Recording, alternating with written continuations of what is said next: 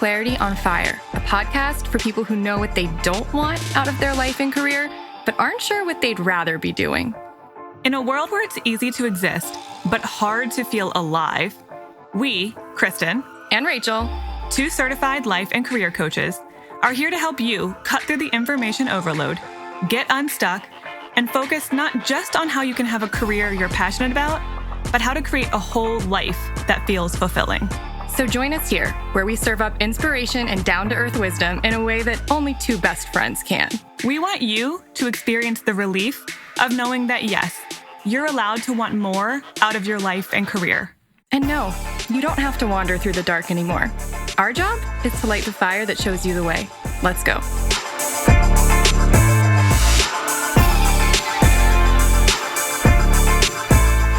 All right, I had a brainwave. I'm going to go with it. Do it. I don't know where this is going. Yes, you do. I just love that. One of my favorite things about you actually is that you forget things very quickly. And so then I can remind you of things and you get very excited about them. So it's kind of like I get to tell you things multiple times. A Dory complex. I have a little of that. You definitely have a little bit of that. So what I'm saying is, remember how I think you can remember this. I thought this was about the topic of the day. No, this is about something else. I know where you're going. Else. Okay, good. So last year actually it's it was earlier this year, but this year has been so long already that I thought it was last year.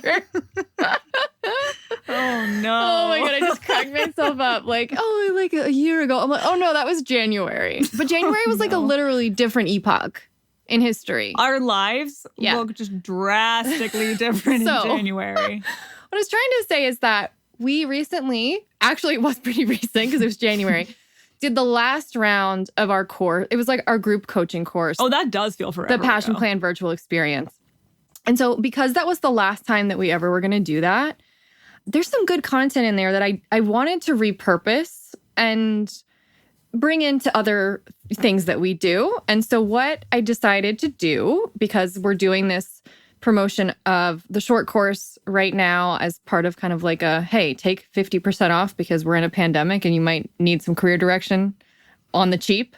I decided, why don't we take one of the bonuses that we gave people in the Passion Plan virtual experience that people aren't going to get, like new people aren't going to get access to from here on out because that course is now retired, and add it to the short course. So we're going to add, it's not there today, but it will be by the end of May. We will have added this. I don't have an exact date, but if you sign up, you will get it whenever, and if you're already in the short course, you will get this. Everyone who's ever taken it will get access to this too. It's just going to show up in the course. You just log in. But if you were on the fence about signing up for the short course before June 5th, this is a great addition. I'm telling you guys, what we're adding, it's called the Dream Job Bundle. It's like everything that you need once you actually figure out what you want to do, how to go get it, how to get that job. You're going to get all kind of example cover letters and resumes and interview questions to be asking and compilations of things that are going to support you in going after that job once you get the direction. It's like Kristen and I, as you know, you should know by now, we're not recruiters. Like, we are not experts, and don't come to us for this, by the way. Don't come to us because you think we're the ones who are going to tell you how to get the perfect job. We've learned a lot, and we can coach the shit out of you. I think that that's obvious now. And we've learned a ton about job searching in a conscious way. And we are very good, I believe, communicators, and that means spoken, that means writing. And so I've seen some really great resumes in my time. I've seen some terrible ones. Great cover letters, seen terrible ones. We also both have writing backgrounds too, so that's just something that we naturally bring. Yes. So I thought, why don't we give you guys access to this so that you can have some exercises that help you boost your confidence before going into an interview, and then have some examples of resumes that might inspire you, traditional resumes and skills-based resumes. And how to tell the difference and how to know which one is which. Sure. And then we have asking for how to pitch yourself for an informational interview. We've got a great worksheet about how to ask interview questions that not only impress people, but actually get you real answers to questions that you need answers to. Like, hey, I want to do this job, but I don't want to ask them. Like, I think I want this job, but I don't want to ask them, like, how much flexibility do I get? Because I don't want them to get the impression that I'm lazy from day one. There's a way to ask about things that are really important to you without making you look bad, without actually making you look good. And we teach you how to do that. So there's a lot of good stuff in there. And it's just something we're going to add as a free bonus to anyone taking the short course, just so they have it. And you don't have to use it. You can't. Whatever you want to do with it, it's yours. So we've had previous course members who got this Dream Job bundle as a bonus tell us, oh my God, this is a bonus. This is like a mini course in itself. It is a little bit of a mini. I mean, it's got a lot of pretty good content. comprehensive. So it really does, I think. We already have it. Why we want to give you access to it. And it adds a lot more value to the experience of the short course. Yeah. So again, in a matter of weeks, that's going to be available. And anyone who's already taken it, I know we're going to get people who are like, wait, do I get it? I took the short course 3 years ago. Yes, everyone gets it. You can log into the short course by the end of May. You'll see a tab in your course portal that says Dream Job Bundle, and that's where it will be. So again, June 5th, you have until June 5th. The short course will always be available, but it will not always be 50% off. It will go back to its normal price of $250 after June 5th. So it's $125 right now. Remember, you can also do a single coaching session with us. And that's whether or not you want to do the short course. If you'd like to bundle those two things, you can bundle them together. Check out. You can add a single coaching session, and then you can get both of those things for cheaper than you would normally buy the short course for. Plus the Dream Job bundle. Yeah. So there's a lot of good stuff. So for more, go to the show notes or go to clarityonfire.com/pandemic. And check out those things and just add one to your cart if you feel so inclined. Okay. All right. On to our topic, our side chat today, which... the oft-debated... stupidly debated. This is a dumb debate. So I was like, let's have it because it's dumb. And I don't like it. And we need to reframe this whole conversation. I'm not sure why we haven't yet. No, I'm actually kind of amazed that in this long we haven't. So we're gonna go into it. Talk about hard skills and soft skills because I hate those. First of all, I hate those words. I hate them. I do too because it makes one sound bigger and one like weaker? Soft. Yeah, soft has this impression of being weak and flimsy and not as important, which is very untrue. I know it's kind of like a Navy SEAL and a puppy. Right. I'm actually like, I like both of the sound of those things. Sorry, I used a very personal Navy SEALs example. Holding puppies? Into it. Wow. I might have to pause and come back. So I feel like there's this cultural, I don't know, my interpretation, and I kind of want to see if I'm right about this, but my interpretation is that we have this cultural understanding, quote unquote, that hard skills are... A lot of people, at least I meet, think that hard skills are more valuable. And they are like, I'm not a hard skills person, quote unquote. I'm a soft skills person. And I don't think anyone will care about that or value that. Yes. And just to clarify, I think this is probably obvious, but in case you're wondering, what exactly is that distinction between hard skills and soft skills? Hold on. I pulled up an article from... I'm glad you did, because I want to make sure everyone knows what terminology we're talking about first. I Googled it because I wanted to know what kind of BS is already being said on the internet about this. So I went on Indeed.com and read an article, which is like the job search website. Yep. So I feel like, see what they're saying. Let's see what they say. So they say the key differences between hard skills and soft skills are how they are gained and put to use in the workplace. Hard skills are often gained through education or specific training. They include competencies like how to use a certain machine, software, or another tool. Soft skills are more often seen as personality traits you may have spent your whole life developing. They're called upon when you manage your time, communicate with other people, or confront a difficult situation for the first time. Put another way, hard skills could be defined as your technical knowledge, whereas soft skills are your overall habits in the workplace. I have a bone to pick with that definition already. Habits, that's an interesting word to use. It's like, I don't like the word habits because I feel like it's downplaying the importance of what soft skills really is, which is emotional intelligence. It also sounds like just little things that you happen to do versus an expression of who you are. Like when we're talking about personality, oftentimes soft skills get down to who you are as an individual, the natural talents and innate strengths. And yes, you can develop soft skills, but oftentimes they come pre-wired. So I feel like it's maybe that's belittling what them. they mean by personality traits is just things that come ingrained in you. Yeah, that part I don't have any But problem with, but the habits part feels like it's kind of anyway. I think it's downplaying the importance. Downplaying it. Yeah. Again, which is something that often happens about soft skills.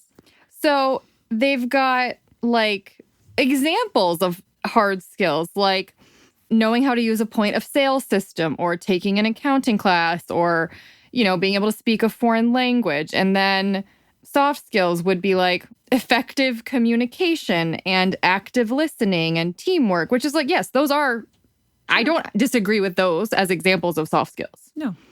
They also have things like creativity, problem solving, organization, empathy, integrity as things on their soft skills list. So, okay, let's get into this because I've definitely heard a lot of people tell me they feel like they need more hard skills. They feel like that's what people are looking for. There's a lot of emphasis put on specific knowledge or degrees or proof that you can do certain technical things. Know-how. Exactly.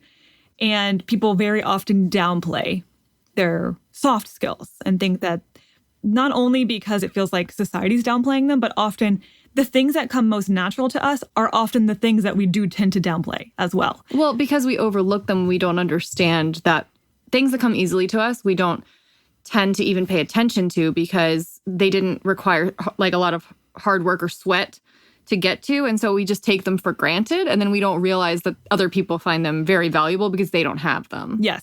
And then I have heard people been like, no, I kind of swing to the alternate side of things where it's like, no, soft skills are where it's at and everything else can be learned. It's like, okay, well, there are some hard skills that really are necessary. We can't ignore that either. Yes. And so I feel like I'm hearing, a lot more evidence on hard skills being emphasized, but then people going to the other extreme. And extremes are never the most accurate. That's just true in life. Well, all or nothing thinking is not a very intelligent way to think, and I mean intelligent in either end of the spectrum. Emotionally intelligent or like IQ intelligent. Factually intelligent. So let me pause though and take a little bit of a, it's not a tangent, it's just a deeper dive into one facet of this debate.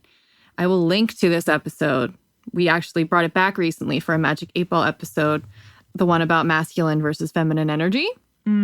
So I think the reason why hard skills are often more valuable or people think that they're more valuable, I don't actually think that they are. Let me be very clear about that.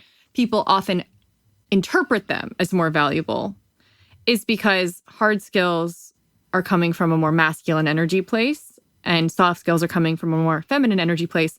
We live in a society that is usually valuing masculine type energy more often. And so I want you to go listen to that episode for more on that because I don't want you to assume you know what I'm talking about when I say masculine versus feminine. It has nothing to do with gender. It has everything to do with your innate wiring. But masculine energy is much more metrics-based. It's much more quantifiable. It is much more hard skills, technical facts, things you can see and measure versus feminine, which is less measurable. It's intangible. It's harder to it's harder to place or to name or to quantify. And so it's more of a qualitative versus a quantitative thing. And so I think because our brains are better at processing quantitative kind of data type information, it's easier for us to understand hard skills and to see them literally because they are tangible. And it's harder for us to see or understand soft skills because you can't see the nuances of how good someone is at communicating in the way that you can literally crunch the numbers and see how good of a salesperson that person was this month. Know what I'm saying? Like soft skills require a more nuanced approach to life and to like wanting to understand things on a deeper level. And the brain doesn't necessarily always, the brain is just much easier at pointing out facts and data and bullet points. And that's why most of the job descriptions that you guys are looking at are going to be heavier on the hard skills. It's not because the soft skills are not as important. Yeah. It's because they're harder to put words around sometimes. They're harder to measure. Which is funny because like if you had someone who was really really good at soft skills, they could actually put that into words really well. Right. And then communicate it and then help other people understand it. But, most people aren't doing that. So the more nuanced approach to this that I think that I want to emphasize here is all jobs require you to have both. Yeah, there's not a single job that is going to require only one of those things. If you have all hard skills and zero soft skills, you're going to be the worst person ever to work with. You're a robot. That's what you are. You're not a real human. You're a robot. If you have only soft skills and zero hard skills, everyone will love you and you will get nothing done. Oh, I don't agree with that at all. The people who value efficiency will not love you. Oh, I won't love you. If you have nothing but soft skills, but you can't manage your time, you and I are not going to be friends. You're probably a lovely person, but you're going to piss everyone off because who's going to make everyone else's life harder because you can't get anything done on a timely schedule. So everyone needs a balance of both. But to act like one set of skills is more important than another is to act like all jobs require the same things. So if you are someone who's in a very technical field and you're doing a lot of work kind of in isolation in a technical capacity, it's probably okay if you have more hard skills and soft skills are just not your area. That's fine. If you're doing a lot of people relations or management or creativity type work, you're going to need to be someone who inherently has a lot more soft skills. So that you can see the disconnect. I know I'm thinking of someone in my own mind who I used to work with, who is someone with a lot of natural hard skills. By the way, I'm really glad you're thinking about them in your mind and not mine. I think I could think about them in your mind too, though. That's like, who else's mind are you thinking in? Jeez. I'm thinking of someone, and I guarantee you guys are going to think of your own example of this. Someone who was put into a role that should have required more soft skills, and this person is naturally brings a lot more hard skills to the table. Soft skills, not her specialty. There's a disconnect. She can't do the role in the way that it most requires, but... And she has pissed I know the person you're talking about, and when you worked with her, she pissed a lot of people off. Yes. Because she needed to be able to communicate with them in a more empathetic, nuanced way, and she was such a logical thinker and she wasn't an empath, she was not an emoter. And she just... But very good at processes. Very good at organizational components. Yeah. Very good at making sure things happen from A to B. Right. Like project management, but not people management. Yeah. But she was put into a very people management type role.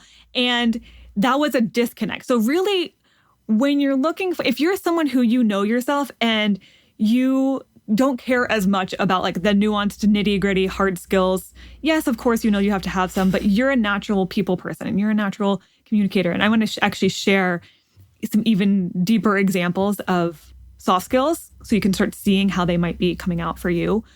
Then what you need to seek out is a job that requires more of those soft skills and isn't so heavy on the hard skills side of things, or vice versa. Honestly, is this not the thing that we keep saying in infinite conversations over and over and over again?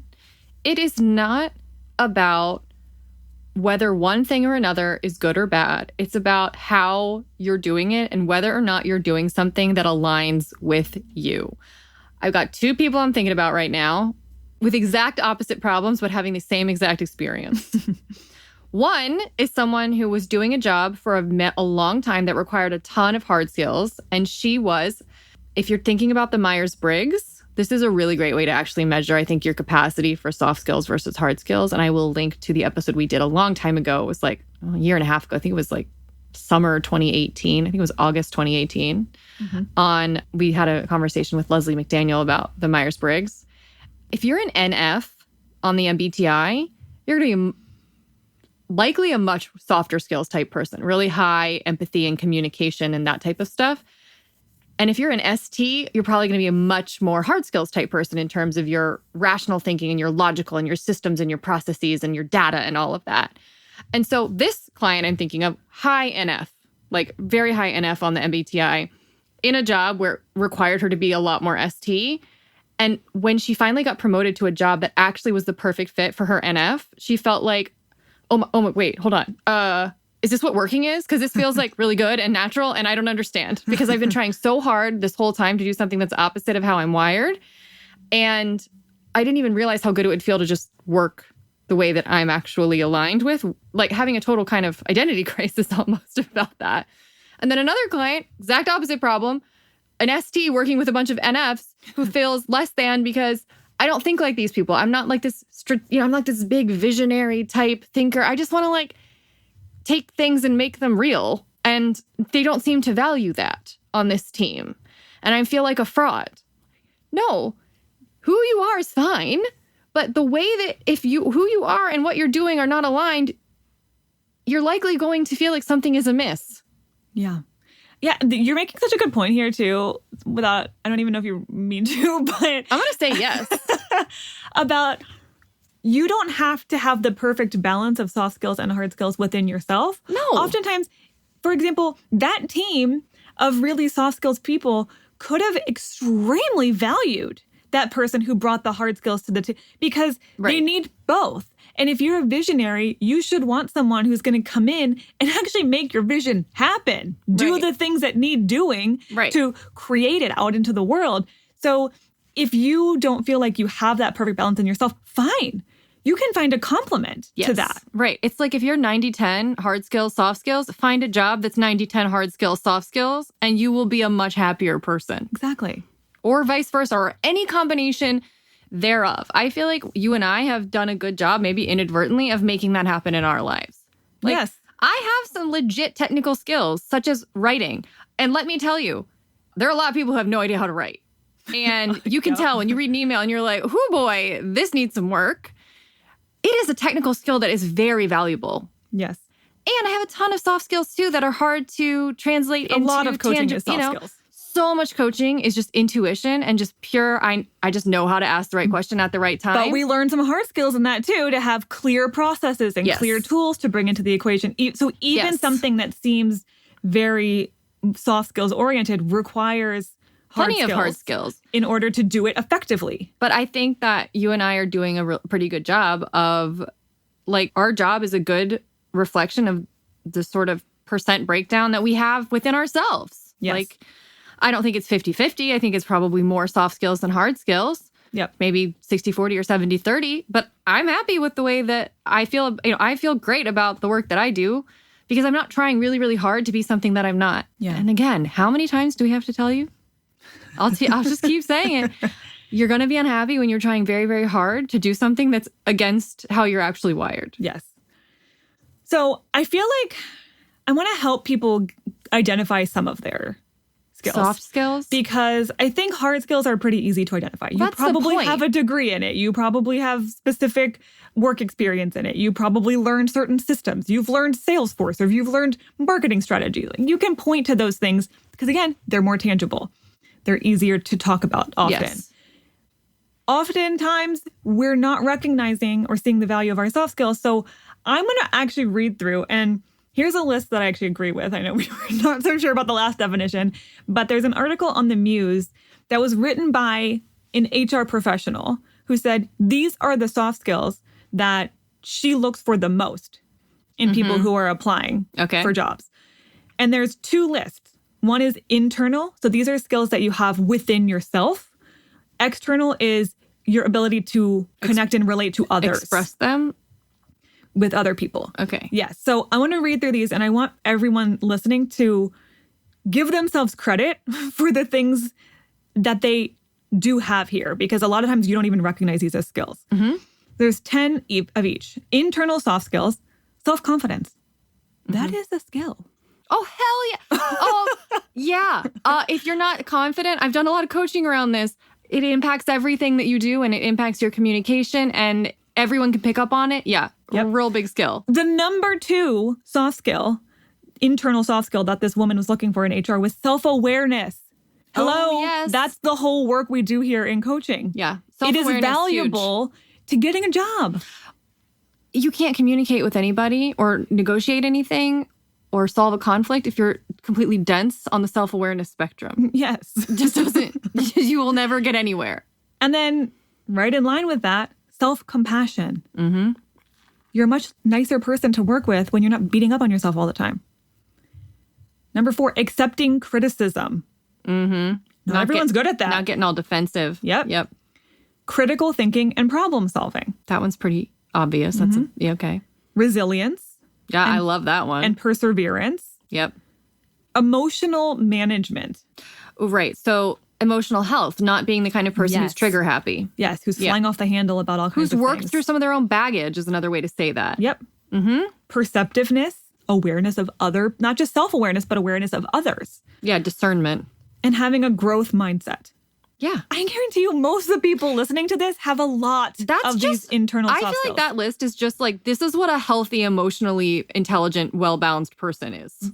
Which Believe is it or not, guess what? That's who they want to hire. That's valuable in the workforce. Yeah, real valuable, let me tell you. Okay, external soft skills. These are probably more of the ones people think of, so there's not be as many surprises here. But number 1, collaborative teamwork, of course. Number 2, effective communication. That could be written, that could be verbal, whatever. All of it's valuable. 3, interpersonal skills, just generally. 4, self-promotion. I like this one. Oh, well, I'm good at this And one. not everyone is comfortable with this one. But it's actually a soft skill that companies look for and value. Managing conflict. It's a big one. Adaptability. Sure. It goes along with resilience. Yep. Networking. You. For our extroverts out there. Yeah, that's one soft skill you ain't going to get from me. Influence. Being able to influence yourself and others. Not being an influencer on Instagram. On Insta. Negotiation. We had a whole episode about improving your negotiation That skill. was a year ago, but I will link to, I think it was May 2019. And this one is fascinating to me. Expectation management. So being clear on like what's really possible and setting clear expectations. Yeah, And with other people and yourself, because sometimes overpromising is not good. Yep. That's a very interesting list. And so for those of you who are like, okay, but how's someone going to tell if I'm resilient in a job interview? You share a story about Exactly. resilience. You have anecdotes on anecdotes to share. And watch me thread this needle, Kristen. You're going to love you're going to love this. This is exactly in the Dream Job Bundle, how we teach people how to do interview questions. Bring it home. I love it. This is my skills coming out to play. Because there are things that demonstrate your character that are hard to put on a resume. You know, like you can't say graduated from Resilience Academy or whatever in 2020. Though I feel like all of us Degree in get perseverance. like all of us get that degree in quarantine times. We just need like an honorary resilience degree right now. Know. But we talk about this, or we give examples of how to illustrate this we do this in coaching, but I was just thinking of the Dream Job Bundle. And like, I'm going to do one as an example. Let's just use, pick one from that list. Like perseverance, maybe. Yeah. Okay. That's a good one. So you can either write this in a cover letter or you could actually say it out loud. But the way I would recommend, let's do a cover letter example. Like, let's say you want to show someone that you have soft skills. Maybe you feel a little bit conscious or self-conscious about the fact that you don't have quote unquote enough hard skills, but you got some poppin' soft skills. And you're like, I need to show these off, but I can't just be like, well, okay, here we go. This is your first strike. I am a perseverant? I'm a person with perseverance. We'll say it that way. I don't like either of those. I'm a person who perseveres. I don't like that. I'm a resilient person. Yeah. How about that? Don't ever say that. I don't want to ever even think of you writing a cover letter that says, I'm a hard worker, or I am good resilient, communicator, or I'm a fast learner. If I ever catch you writing that, I want to burn your cover letter to the ground, okay? You do not tell people what to think of you because you have given them no evidence to back it up. Because people can say anything they want to in a cover letter. I can say I'm 6 feet tall, and it doesn't make it true. I can put that on a cover letter, and who's to know that I'm not 6 feet tall? I'm definitely not a tall person. So I don't care if you say you're a fast learner. You got to prove it. Don't, as Bruno Mars would say, don't brag about it. Come show me. Well, and also everyone else is doing that. You're gonna not stand out at all because everyone else is just listing qualities. And honestly, you don't want to come across as basic in that way. Yeah, so basic. So if you want to demonstrate that you are a resilient person, you can say in a cover letter, for example, I am a really resilient person. That's fine. I don't care if you say that. And here's an anecdote. Here's a story that demonstrates, without a doubt, my resilience. It doesn't have to be 500 words long. It can be a short little vignette snapshot. We were in this project and all of these challenges came up and we thought about just shutting it all off. And I said, no, we're going to persevere. We're going to come out on the other side stronger. And we had a great outcome at the end of it because of the perseverance. That's it. 2 sentences. How about I worked for a company in the middle of the COVID-19 crisis that this is actually, I'm using a semi-example. I'm kind of like making it up, but of a client who works for a company that does health supplements and products. And everyone started worrying about their immune system during the pandemic. And all of a sudden, they were like having 40 orders a day. That was normal. And then they went up to 400. And then they went up to 4,000 orders a day when they had only been used to fulfilling like 40 orders a day. How you manage that demonstrates your perseverance and your resilience and your creative problem solving as a all person. Kinds of things. Tell a good story about how that demonstrates who you are and what value you bring. That to me is what I love about that is it proves your soft skills on 2 levels.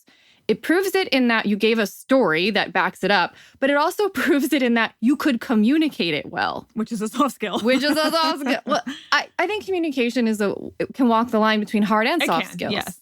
But I think that it kind of, in a way, it subconsciously for people emphasizes that you really are good at what you do because you just communicated it really well to them. And that impresses people. Good communication impresses people. Yep. So that's what I want. If you feel a little bit, oh, I don't know, I have soft skills. No. We got to own those and demonstrate them and tell stories that are compelling.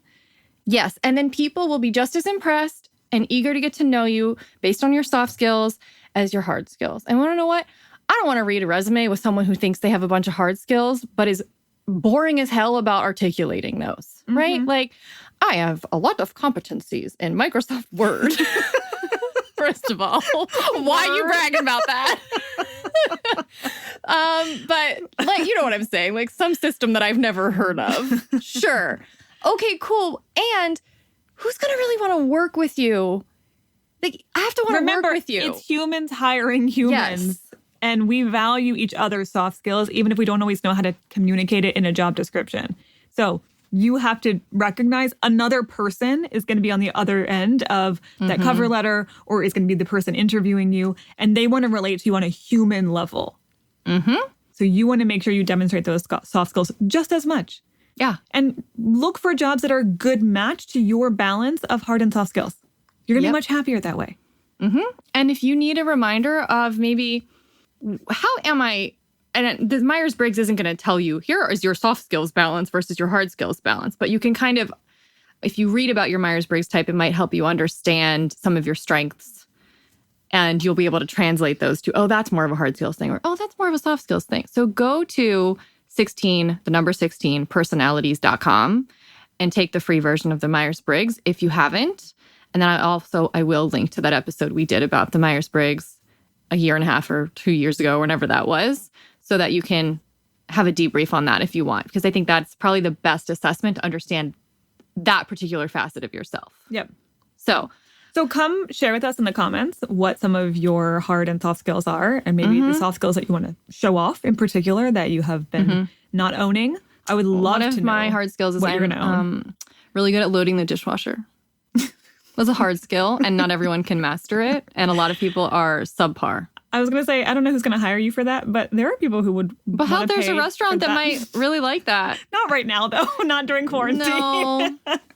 No, but I am excellent at that. No, that's not really a resume thing. But I'm just saying, it's one of my hard skills, for sure. So I want to hear about, your hard skills, your soft skills. And again, the final word on this is that thinking one is better than the other is stupid. That's why this debate is bullshit. Because it's never, ever, ever about this thing is more valuable than that thing. It's about who am I? What's my natural wiring? What works for me? And then how do I find a situation or a job or a path that aligns with me? It's not about making one thing better than the other or one thing right or one thing wrong. Yep. That's limited thinking. We just need it in different packages. You're your own special kind of package of hard and soft skills. Okay. So we'll be back on Tuesday with, I think it's going to be another message from the universe. I think so. I think it will. I haven't even thought about that one yet. So, we'll get there when we get there. But All right, see you then. Bye.